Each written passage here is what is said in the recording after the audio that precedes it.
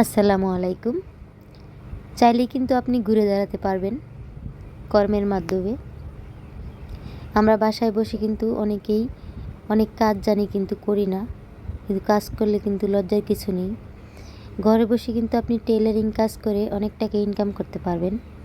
যেরকম ধরেন 3 পিস, জামা, সালোয়ার এগুলি যদি আপনি রেগুলার তৈরি করেন তাহলে কিন্তু আপনার হাত খরচার টাকাটা হয়ে যায়। আবার আপনি যে কাপড়গুলো বেঁচে যায় ওই কাপড়গুলো দিয়ে সুন্দর করে ছোট বাচ্চাদের ড্রেস বানাতে পারেন। সেই ড্রেসগুলি আপনি মার্কেটে সেল করতে পারেন। কয়েকটা দোকানে যদি আপনি স্যাম্পল হিসেবে এই ড্রেসগুলি 2-1 পিস ড্রেস তৈরি করে সুন্দর করে রেডি করে আপনি নিয়ে যান পাইকারি দোকানে, তারপর ওই স্যাম্পলগুলি যদি আপনি দোকানদারকে দেখান যে ভাই আপনি এই মালগুলো আমি প্রতিনিয়ত তৈরি করি, আপনি যদি ভালো লাগে অবশ্যই অর্ডার করবেন।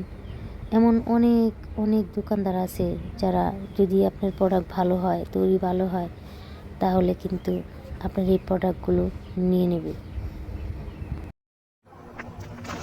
তার জন্য কিন্তু কঠোর পরিশ্রম করতে হবে। ছোট ছোট টুকরা কাপড় দিয়ে সুন্দর ড্রেসগুলো তৈরি করলে কিন্তু খারাপ হয় না।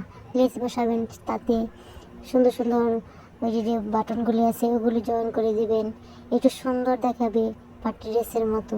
তাহলে কিন্তু আপনার এগুলি চলবে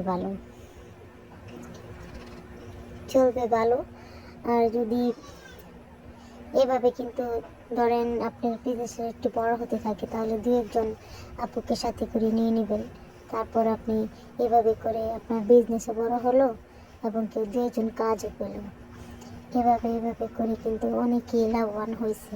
আমি কিন্তু এভাবে যে টুকরা কাপড়গুলো বেঁচে যায় ওই কাপড়গুলো দিয়ে কিন্তু বাচ্চাদের ড্রেস, ছোট বাচ্চা ছেলেদের পোশাক তৈরি করে ফেলি। বেশি সময় লাগে না, অল্প কাপড় দিয়ে সুন্দরভাবে এগুলি ফতোয়া, প্যান্ট এগুলি তৈরি করে ফেলি। তারপর এগুলি বিক্রি করে দিই।